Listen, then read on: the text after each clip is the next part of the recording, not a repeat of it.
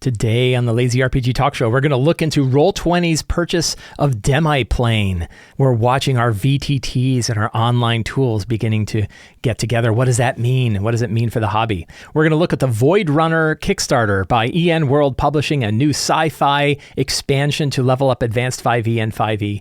And today we're going to have a bit of Nerd Day, where we're going to look at how to organize your gaming PDFs. And we're going to cover our first batch of questions from the June 2024 Patreon Q&A, all today on the Lazy RPG Talk Show. I'm Mike Shea, your pal from Sly Flourish, here to talk about all things in tabletop role-playing games. This show is brought to you by the awesome patrons of Sly Flourish. Patrons of Sly Flourish get access to the incredible Lazy DM community over on our Discord server, the monthly Q&A, tips and tricks for running your games, PDFs of exclusive adventures, tons of stuff that you get for being a patron of Sly Flourish, and most of all, you help me put on shows like this. To the patrons of Sly Flourish, thank you so much for your outstanding support. First off, I want to wish everybody a happy Pride Month. This month is Pride Month. I am particularly grateful to all of the Lazy DM community who keeps our community awesome and representative and inclusive and brings people together from all different walks of life to make our games all better and all richer. Thank you all so much. It's outstanding, and I am very happy and I am proud to have a place where people can be proud of who they are and see themselves well represented in the games that we run. Last week, I found out the key to better engagement on YouTube videos. The key to better YouTube video engagement means looking at a cover that has Venger on it and referring to him as Vecna. If you do that, you're going to get probably 3,000 or 4,000 comments from people who are super excited to tell you that that's actually Venger and not Vecna. I, of course, knew it was Venger. I said Vecna, but I think from now on, I'm just going to misspeak and talk about like, oh man, yeah, I don't really like how Elminster isn't in Greyhawk. Like, Elminster's always been in Greyhawk, and I think it's a real shame that they're taking Elminster out of Greyhawk where he belongs. Apparently, that's all I have to do, and I can get a lot more engagement on my videos. There was a kind of an interesting bit of news that I saw first on EN World. I think people on the Sly Flourish Discord server brought it up, that Adam Bradford, who was one of the original creators of D&D Beyond before it got bought out twice, was working at a company called Demiplane. Demiplane was also making character builders. They made character builders for like Candela Obscura and Daggerheart and Pathfinder 2. They seem to be making character builders for every RPG except 5e. And I knew Adam was over there. I had talked to Adam a couple of times while I was over there. And then he said he is leaving and he went to move over to Fantasy Grounds. And everybody's like, wow, Fantasy Grounds? Like, I mean, Fantasy Grounds is still around. It's still a big VTT, but it's not nearly as big as like Roll20 is, or I would say probably as Foundry is. Fantasy Grounds is low. I talked to one way that I can kind of get a general gauge of how popular these things are is asking my friend Dave Christ, who works from Baldwin Games, who runs hundreds and hundreds of online games. And I said, how often are people using Fantasy Grounds? He says it's pretty low. It's like I think he said under 5%. I think he might have said under 1%. So pretty low. But Adam moved over to Fantasy Grounds. And we're like, that's kind of a weird step. I wonder why. And everybody's speculating about why Adam Bradford. And then the next day, it was mentioned that Roll20 bought Demiplane. Roll20 is by far the biggest virtual tabletop for tabletop role-playing games. It is huge in its scope and scale. I think when I talked to Dave Christ, I think that is 90 to 95% of the people that are playing online games on Baldwin Games' organized play servers are using Roll20. It's very, very big. And you can understand why. A, it's free to play. B, it is web-based. Those are two features that Roll20 has that many other online VTTs don't have. The ability for players to be able to join without having to buy anything or install anything is a major upgrade. In fact, that is very different from Fantasy Grounds, which requires a installable desktop client, and you have to buy it in order to be on Fantasy Grounds. So you can understand why there's more stuff out there. So Roll20 bought Demiplane.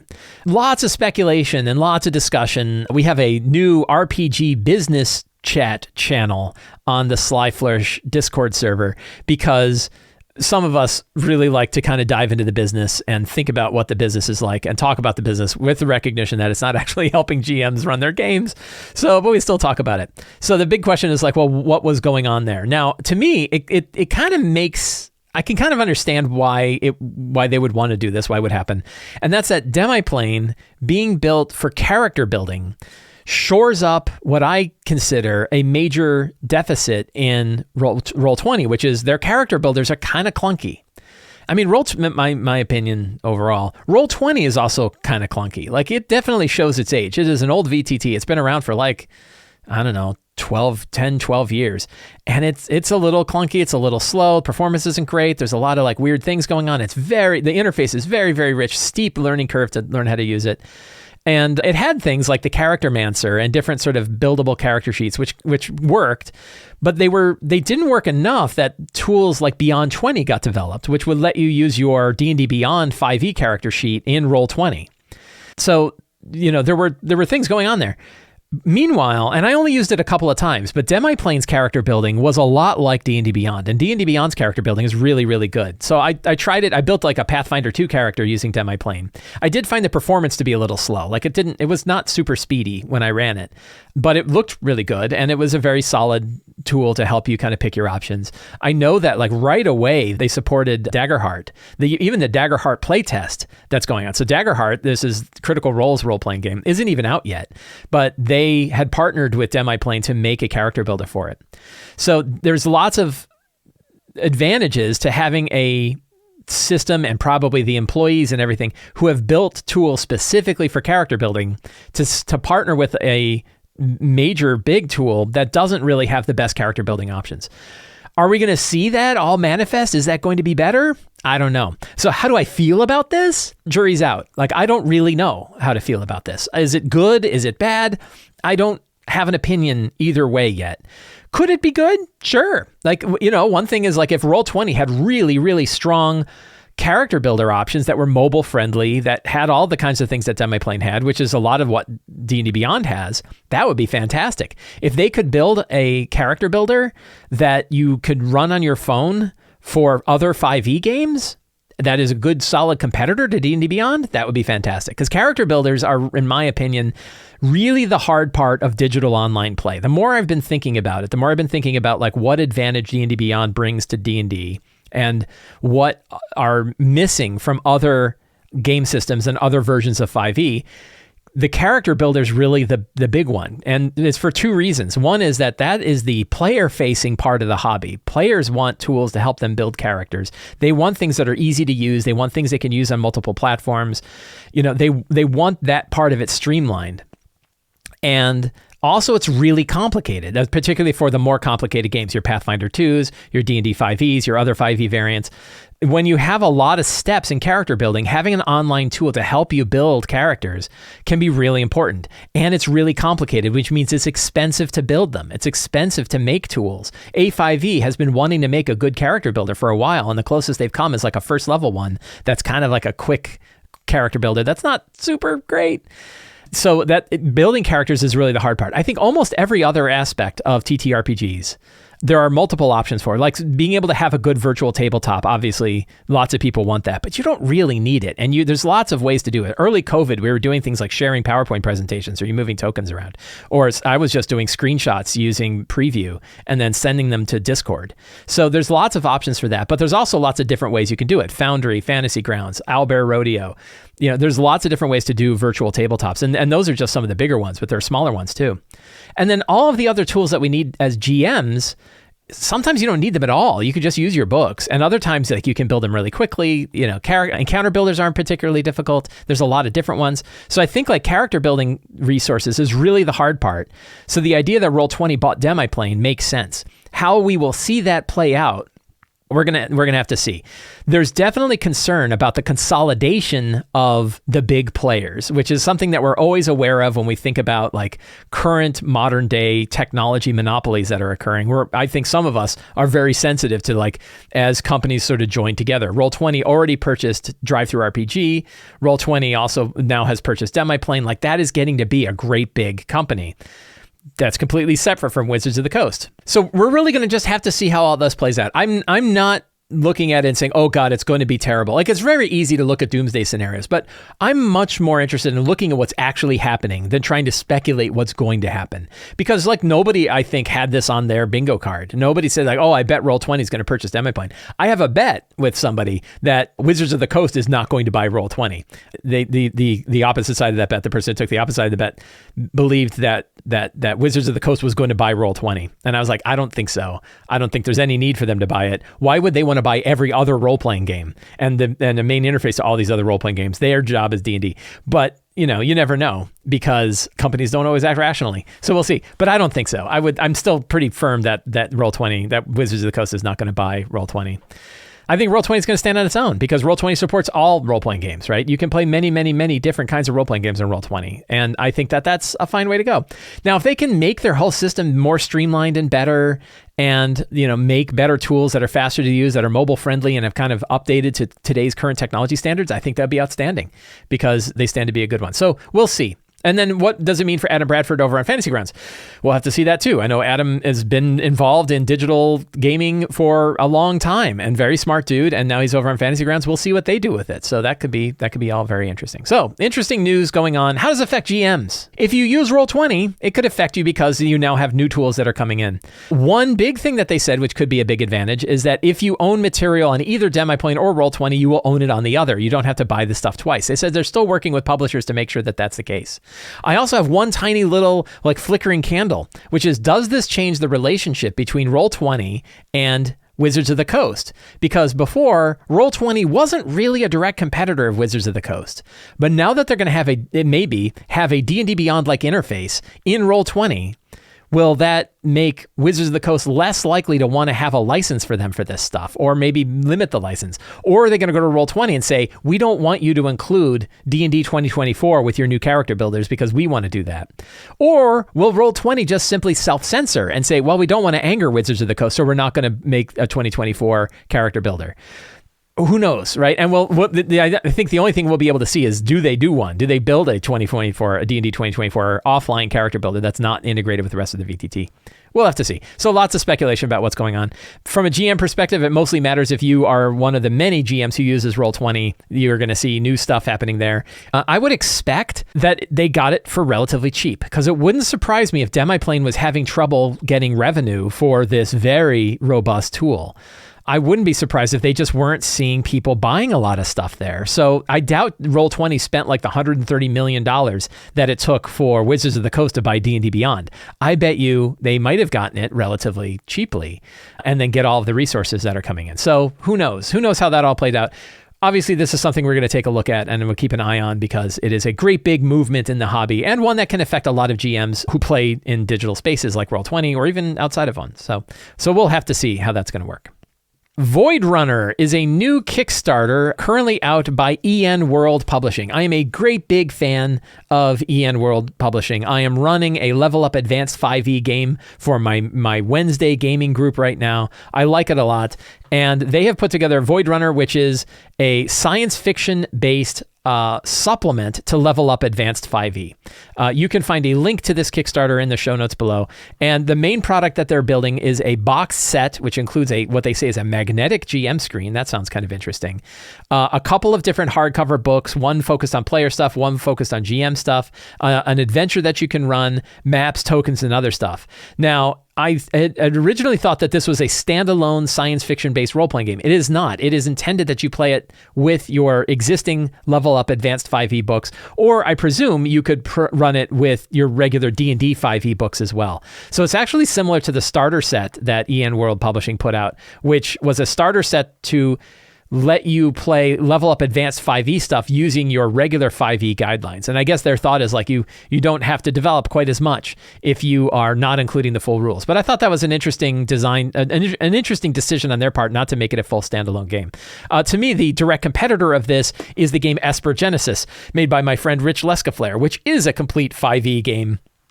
5e-based science fiction game that he has been developing.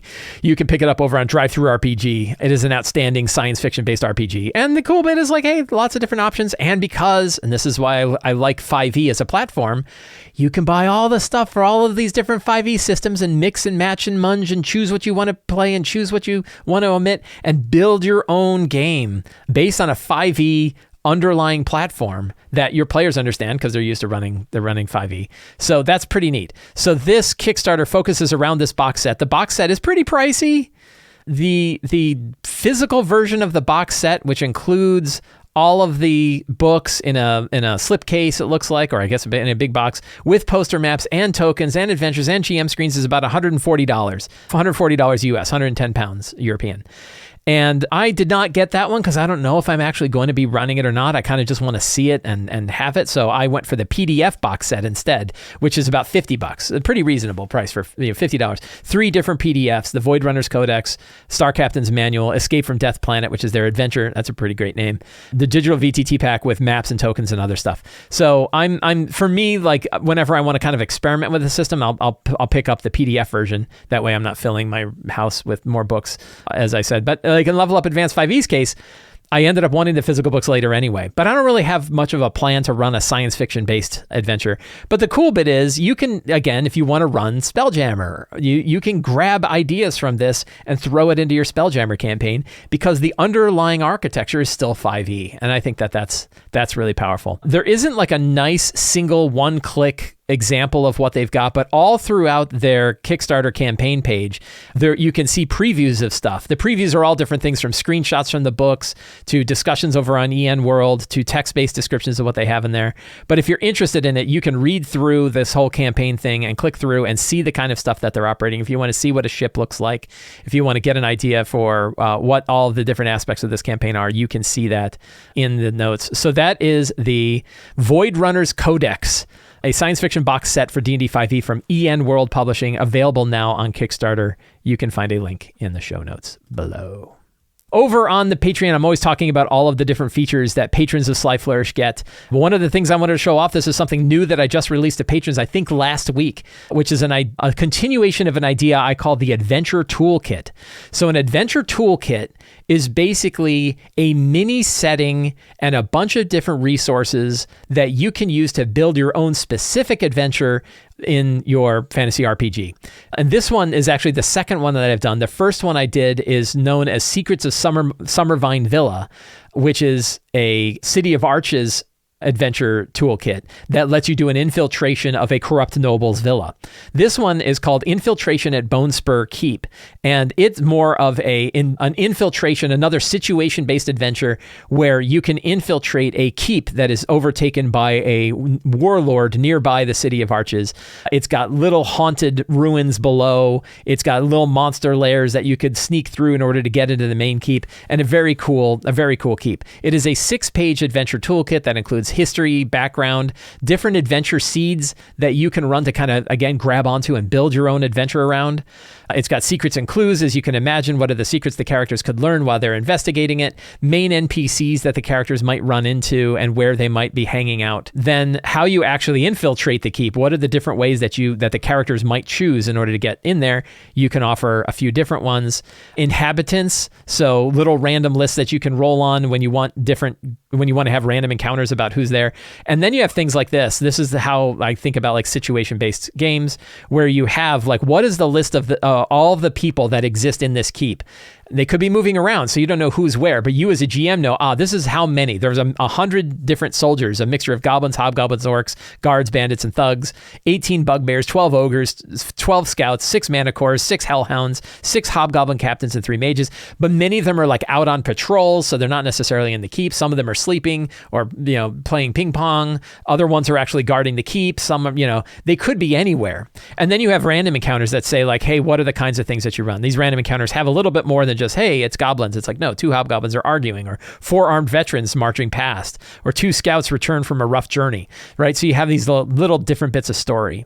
Then we have the maps and the locations themselves. What can you find in each of them? I did not put individual monsters in any given room, because you as the GM get to decide which monsters drop in which particular location based on the circumstances, based on the situation, and based on the pacing of the game that you want to run. You have all of those options. So 3 different main adventure locations that are all interconnected. The Fetid Caverns, which is the lowest level. The Moaning Crypts, which is kind of the mid-level that lets you get up. And then the keep itself, Bonespur Keep. These maps are Dyson commercially available maps that he made available. Thank you to Dyson for making those maps available and enabling me to build a cool situation like this. This is available to patrons of Sly Flourish now. You can find it on your main Patreon rewards page for Sly Flourish, along with all of the other adventures, Secret of Summervine Villa, lots of different things. But I wanted to show another example of the kind of things that patrons of Sly Flourish get for signing up. All right, nerd time. We're going to talk about organizing your gaming PDFs. I think I am in a pretty good spot to be able to talk about this topic. And the reason why is, on last count, I have 2,700 gaming PDFs in my library. When I'm backing Kickstarters, when I'm jumping onto bundles of holding, when I'm buying products, I often get them in PDF and I bring them in. And for a long time, I just had like a great big directory where I kind of loosely sorted stuff in there. And it was really quite a mess. But then I talked about it. I actually did some polls with other people on how they organize their PDFs. I talked a little bit about it on this show before. And now I have an organization system that I like for my PDFs that works really, really well for me. We're going to talk about that organization system. We're also going to talk about how to actually find and search the PDFs that you've got for our segment today. So I have an article on Sly Flourish called Organize RPG PDFs and Other Digital Stuff. I will link to that article so you can get a readable version. If you don't want to have to constantly come back to this video, you can look at it. And I basically describe the system. And the system is very simple. You have a top-level RPGs directory. Then you have your RPGs organized by system. And then publisher if you need to have a publisher. And then product type if you need to have a product type. So those last two are actually optional. So RPGs, system, publisher, product type. Many times you don't need 4 layers of hierarchy. A lot of times 2 will do it, because almost the only system that really has a lot of multiple publishers for it is 5e. There's really not a lot of other RPGs. There are some, but they're pretty rare to have other ones where a system has more than one publisher, which means most of the time you only need RPG and then system. And I'm going to show my examples today, but I wanted to kind of talk about that a little bit first. So you have RPG system, then sometimes, like for 5e, you have publisher. And then sometimes when they have a lot of products that one publisher does, you want to separate those products out. But pretty much the only time you need to have a directory is when you probably have more than 50 PDFs in one particular category. If you have less than 50 PDFs, I would say you don't need to bother subcategorizing them into their own folders, because every time you create a folder, the whole thing gets more complicated. So 50 is a good number. If you have less than 50 PDFs, I would argue you probably don't need to have any directory at all. You could just have RPGs and all your PDFs. But the minute you get more than 50 PDFs is when you want to start separating them out. I recommend separating them out by system, and then by publisher, and then by product type. This system now, I've been using it about a year, and it's held up very well. I've been able to find the files that I want to find. I have, 2,700 different PDFs, and I've been able to find the PDFs that I want at any given time, particularly the ones that I know I'm going to use a lot. It's very easy for me to find them. So let's actually take a quick look at what my system actually looks like. So here's an example of my actual RPGs directory. This is all of the top level folders that I have, and there's lots of different stuff. So I have all of the different systems that exist in here, and there are a couple. Again, you don't want to hang on to your system too tightly. You don't want to be so precise with it that it actually becomes a hindrance rather than making it easy to operate with. So an example is I have a D&D Classics directory, which is PDFs of a lot of the original D&D material that is before 5th edition. So everything from 4e to OD&D that was published by Wizards of the Coast, I have in one big directory called my D&D Classics directory here. So I keep that separate from other stuff, but I don't have it like separated out by 1st edition, 2nd edition, 3rd edition, 4th edition. I'm like, D&D Classics is D&D Classics. But then of course I have like 5e, and 5e is huge. And this is the only one where I have everything organized by different publishers. So if I go to Alligator Alley, I have Esper Genesis, which is a 5e variant for space-based stuff made by Rich Lescaflair. And a lot of Hit Point Press, I have their stuff. But you can see, like, I don't necessarily have a lot of folders in here. MCDM makes a lot of 5e stuff. Arcadia was a big one. So Arcadia has its own separate directory, rather than having all of the issues of Arcadia separately. But then all of my other MCDM stuff is stored in there. My Rob Schwab only has a few different 5e stuff. Rob Schwab is an interesting publisher, though. We're gonna talk about his stuff. So that is how all of my like 5e stuff is organized. Is RPGs, 5e, publisher, and then on occasion we'll get like Kobold Press, where Kobold Press has a ton of different things. Kobold Press, I think I have like 180 different PDFs from Kobold Press, so it's getting bigger than that one. But I do have some stuff thrown into folders where it makes sense to have them into folders, mostly in like when they have map packs and things like that. Otherwise, I typically throw them in. I did make a separate Tales of the Valiant folder, and I have a separate Warlock one because there's so many different like Warlock layers and stuff like that. I didn't want to crud that up. But you can see where that one probably grew a little bit bigger than 50, but it's still very manageable. I actually don't have a lot of trouble finding stuff for my Kobold Press, my Kobold Press work. But when we go back to top RPGs, again, most of the time, these RPGs don't have a whole lot. They have a handful of PDFs for any given system. Cyborg, for example, or Dune. I got a bunch of Dune ones because they had a bundle of holding, and I got a bunch of Dune PDFs from that. But an example of one that's really big is Shadow of the Demon Lord. So Shadow of the Demon Lord is by Rob Schwab. He's the only real publisher of it that I purchased from, but he has so many different products that I decided to go ahead and put them into separate directories because there's 141 different products that he's created for Shadow of the Demon Lord. Incredibly prolific. So that was one where I have an Adventures, Lands and Shadows, Monstrous Pages and Unspeakable Things, Poison Pages and Paths. Those are the categories that he has for the different products that he's made. But then, of course, I have like my Shadow of the Demon Lord PDF, Demon Lord's Companion. Those are all root level, sort of root level adventures. So that works really well for me. And again, I don't get out of hand. Now, like I have my system agnostic folder is actually very big. It's got a lot of different things in here. It's got like the A5E Menagerie tokens, 5-room dungeons, Dyson maps, a lot of stuff in here. Hamlet's hit points, books that are written that aren't necessarily specific to a system. So like the Kobold Press books here. And Monty Cook Games has like the Weird. The Weird is sort of a system agnostic setup. So that does all exist inside of my system agnostic folder. So that's like an example of one sort of junk drawer where lots of different things go. And then I have my independent publisher, Independent RPGs. And this one has, a fair number of single PDF RPGs where I don't feel like I need to make a whole separate category for just one particular RPG. So most of the time, if a whole RPG fits in a single PDF, I don't bother to make a separate directory for it. I just throw out my independent RPGs folder. Now, in the same way, I do the same thing for 5e. Going back to my 5e directory, I have, for example, a DM's Guild directory, which has lots and lots of stuff in here. This one is violating the 55. I have 194 in here. These are all D&D Beyond things that I purchased, but they're all from independent publishers. So I just threw them all under a great big D&D Beyond category. So that's a little bit of a mess. Then I also have an independent publications for 5e, which are different than D&D. They're not inside the DM's Guild. Did I say D&D Beyond? I meant the DM's Guild. And that is one where people are making 5e products, but they really only ever make one product, and I'm just going to throw it into my independent publications. So I have a couple of like cul-de-sacs, a couple of little like areas where PDFs go and swirl around that doesn't make them completely well organized. But still, now with, again, 2,700 PDFs, I am able to find the thing that I want to be able to find very easily when I'm looking through here.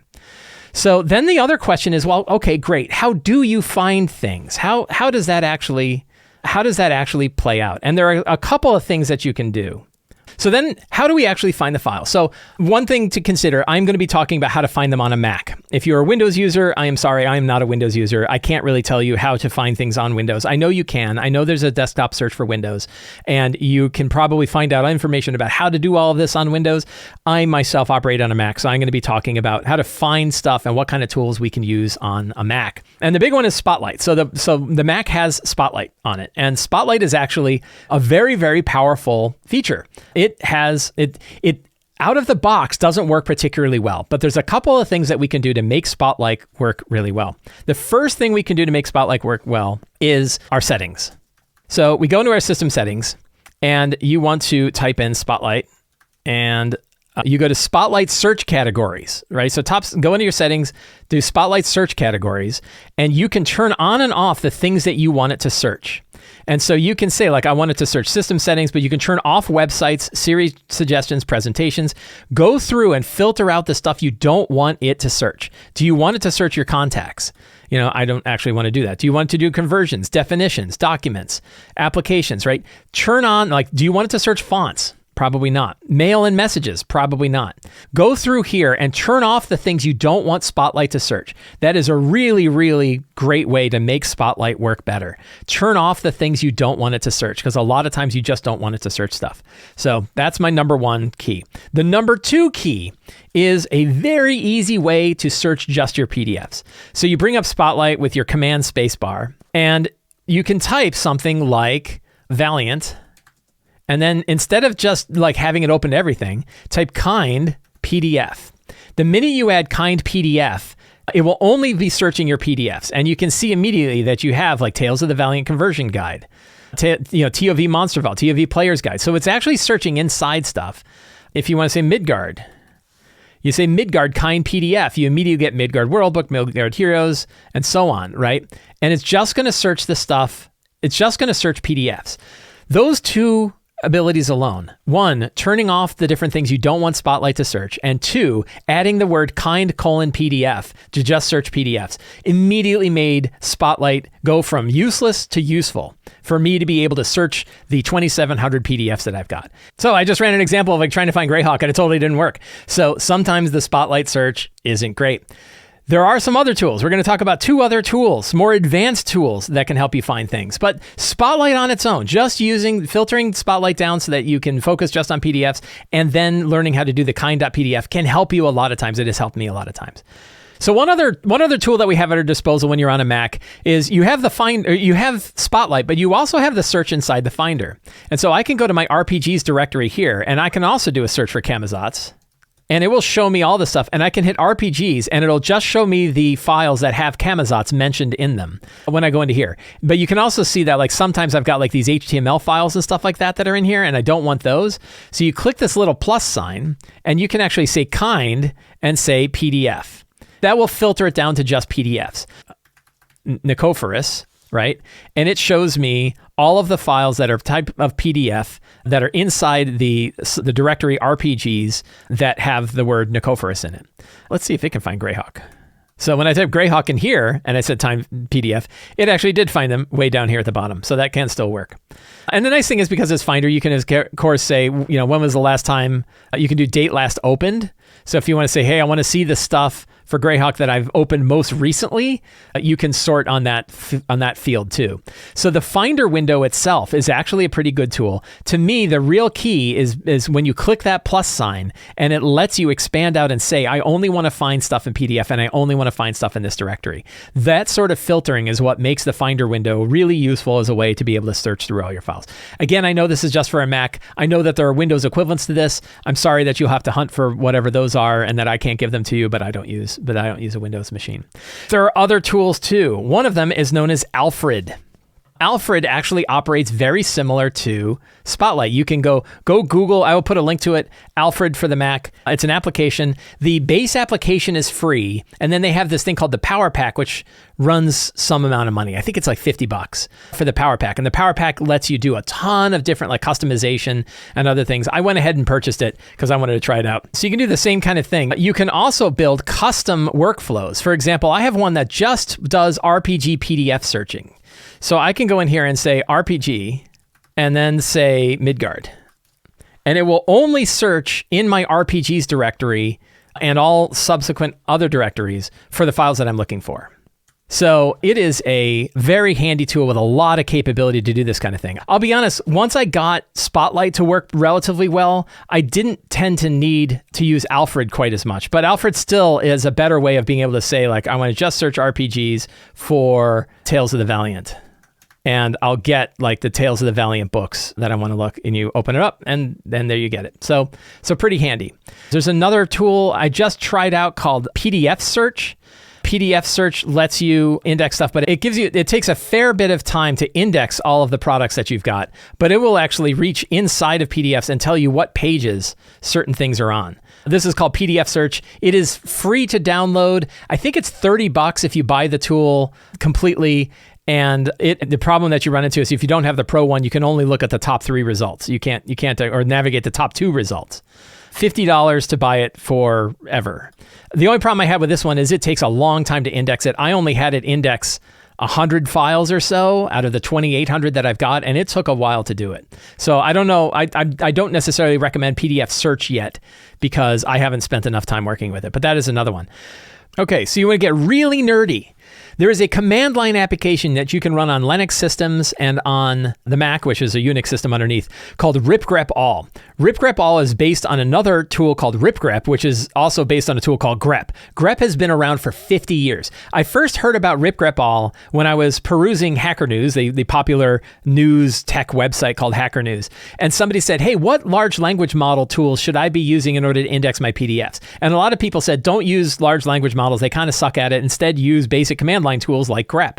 Grep is just a way to search through files and find things. Ripgrep is a way to do that only faster. And Ripgrep All is a way to do that only faster and be able to index PDFs. So being a nerd, I went ahead and installed it. I'm not going to get into like how you install Ripgrep All, but you're going to have to be familiar with the command line and want to do command line stuff in order to do it. But I will link to Ripgrep All so that you can find it over on GitHub. It's really not hard to install on a Mac. You can do brew install RGA, right? You do brew install RGA and down it comes. It might have some other dependencies. So, brew install pandoc, poplar, and ffmpeg you might need to install as well. Once you have it, it gives you some different utilities. It gives you one called RGA, which is Ripgrep All, but then it gives you another one called RGA LZL. And RGA LZL is actually a way to view stuff with Ripgrep All, and it's pretty cool. So we're going to go to cd docs, RPGs. So now I'm in my RPGs directory. And I'm going to do FZF. I'm sorry, not LZL, but FZF. And I'm going to say Camazotz. I like to pick on Camazotz because it's like a different name. Now, it's going through all of the different documents I have in that directory and finding all the instances of Camazotz. And not only that, the left side is showing me what file it is in, like the Southlands World Book, the Creature Codex, the Vault of Magic, and so on, Tome of Beasts, but also where it is in that book. So I can actually scroll through. Let's see. I go to my Tome of Beasts, and I can scroll through and see which pages of the PDF that particular term is on. So this is a kind of a fun little researchy thing where if I really want to know everything about Emperor Nicephorus, the Empire of the Ghouls, I know that I can find him in Empire of the Ghouls, but I don't know what other books he's in. But I can type Nicephorus, and it will go through and show me every book where Nicephorus is described. Right? Nicephorus is the Pale and Dispute. Tome of Beasts 3 has, under Emperor Nicephorus, the Darkul Necromancers known as the Necrophagi. Right? Underworld Player's Guide. Tome of Beasts 1. Book of Ebon Tides describes him. So I can now see all of the books where Nicephorus is described and what page he's on. That is a really handy way for me to be able to search all of the PDFs that I have and find the examples. Now, Ripgrep All and the FZF incorporation isn't great either, because what I really want to be able to do is hit return and have it open the book, and it doesn't. And I don't know why, and I've tried to figure out why. But I want to be able to just hit this and hit return and have it open up the PDF. I can't, but at least I can see where it is. I go, it's in my 5e Kobold Press Empire of the Ghouls directory. I can then open that up in Finder, and I can find that as well. So that is actually not a terrible way to have to go do this. But I really, if you're a true nerd and you like your command line utilities, RGA, FZF, Ripgrep All, which you can find on GitHub, is a pretty cool command line tool to be able to rip through all of your PDFs and find the stuff that you are looking for. So between organizing your PDFs in a structure that can really flex out with the number of PDFs that you have and understanding the search tools that you have at your disposal is, in my mind, a really good way for you to be able to find all of the files that you need and all the material that you need in your digital format to run your role-playing games. And I hope you think so too. So I hope that was useful. Every month on the Sly Flourish Patreon, we have a monthly Q&A. Any patron of Sly Flourish is able to ask any RPG-related question. I answer all the questions Friday mornings with my enjoyable coffee. I love doing it. And then some of the questions make their way here to the show. Other questions become catalysts for other articles or videos that I do in the future. Daniel C. says, you run such long campaigns. How do you stay inspired? I find myself getting frequent burnout after 10 to 15 sessions. I know the advice is read a book or watch a movie, but I read 50 books last year, and I'm currently feeling that way only 5 sessions into my new game. You don't owe anybody else anything about how many sessions you want to run your game. You and your players get to decide how many sessions you want to run. And there is nothing wrong at all with focusing on, I'm not even sure I would refer to these as shorter campaigns, but light, medium, short to medium campaigns of 10 to 15 sessions. Nothing wrong with that at all. If that's the style of gaming that you enjoy, you don't owe anything to the rest of the hobby to run any other way. If your question is you feel like you're missing out on some of the larger campaigns and what it would be like to run a 50 or or 100 session campaign or a 1-year arc or a 2-year arc, well, then that's something that you can investigate. But up front, you shouldn't feel like you have to. And if you kind of feel burnout and you're ready to start something new, I don't think there's anything wrong with that. Talk about it with your players. Sit down with your players, ask them, do they wish that the campaigns would go longer? Maybe they want them to be shorter. Maybe they're like, hey, we just want to try, we like these short 4 to 8 session ones. So you get to decide that. However, let's say you do decide that for you and your group that you would like to try longer sessions, and yet you still kind of feel that burnout. I think there's a couple of things you might investigate.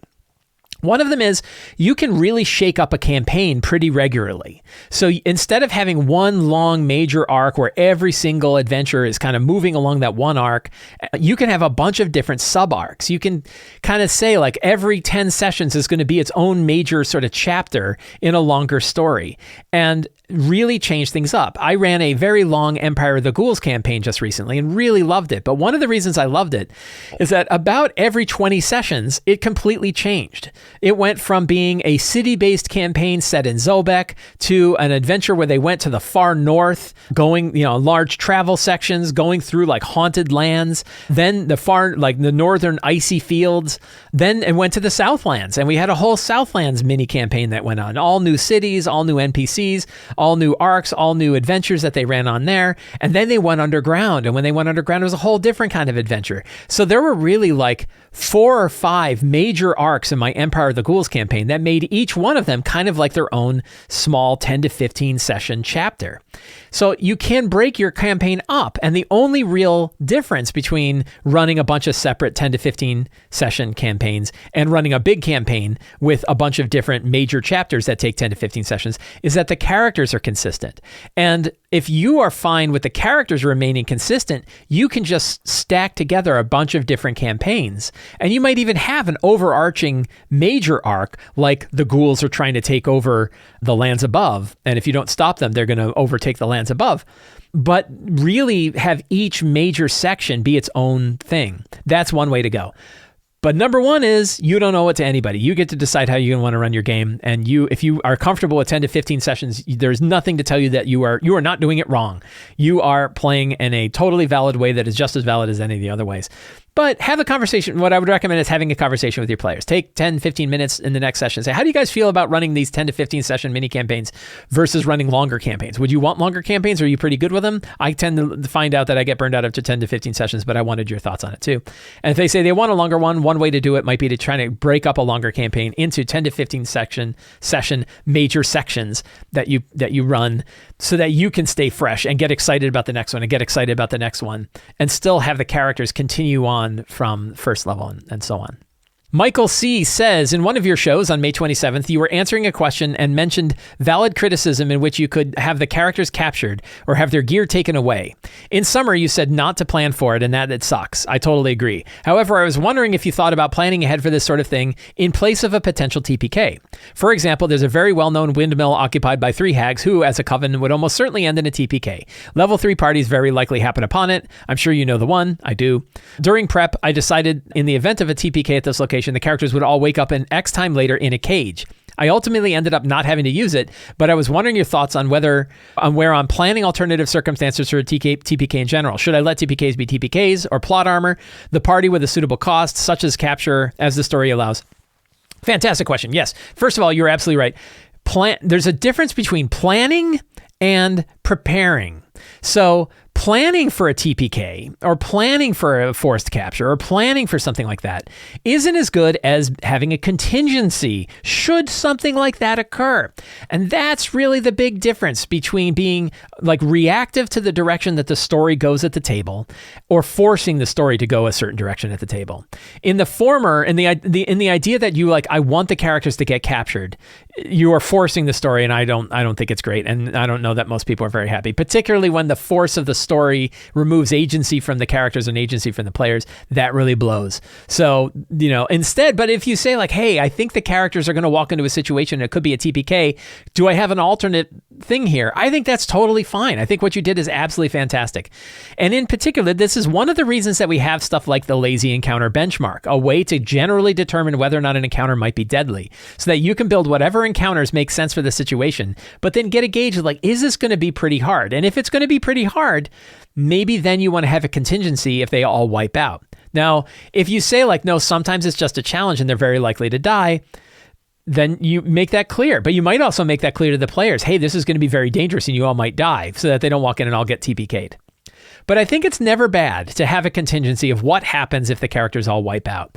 And many times I've had boss battles where when I prepped the boss battle, I knew I was going to be hurling monsters at them. I was going to make it really hard. And my question is, if they wipe out, what's going to happen?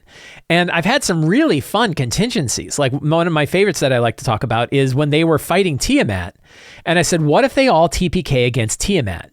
And the answer was they would be resurrected by Zastam, who says, you were the only heroes that managed to face against Tiamat. Tiamat has now been ruling over the Sword Coast for 50 years and is in a giant citadel, but I brought you back and I'm going to like get you ready because I don't want Tiamat in power anymore. And you're like, wow, Zastam became my quest NPC. This is rough, right? But now you have a whole other story that's set 50 years in the future where they were resurrected. I did the same thing for a 4th edition game where I thought they might die against Orcus. And I said, if Orcus wins, Orcus was the god of death at this point. If Orcus wins, what happens? And I said, a secret cult will resurrect the characters out of a charnel pit 100 years later and say, like, we are a secret cult that has worshipped you and we want you to go kill Orcus again. Like, you're the only ones that ever tried and we want you to do it again. So similar to the other one, only now you can jump forward in the future. There's a whole different storyline. There's a whole different arc.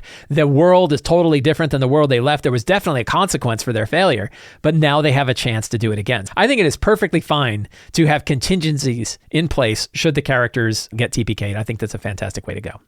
Drunken Yoda says, a great name, by the way. By the way, Drunken Yoda had an icon that was of Drunken Yoda. So they are all in on this name. Drunken Yoda, if a player comes to you with a homebrew or third-party character option, class, race, or subclass, how do you decide if the option is okay to allow in your game? Context, I got players that sometimes come to me and say things like, I saw this subclass in Unearthed Arcana and want to try it out, only for it to break the game in the middle of the campaign. This is a really good point for Session Zero. So we talked about this recently on the Sly Flourish Discord server about like when is it okay to have limitations on character options and stuff like that. I lean in towards having limitations on the character options that are available for a given campaign is a good way to go because I think it actually builds a better, more cohesive difference between one campaign and another. If we always allow every option in every campaign, they're all going to feel somewhat similar. But if instead we say things like, hey, we're going to be running a game set in Midgard for Empire of the Ghouls, so we're going to allow options that fit Midgard and Empire of the Ghouls, that's different than saying, oh, you can bring anything from everywhere.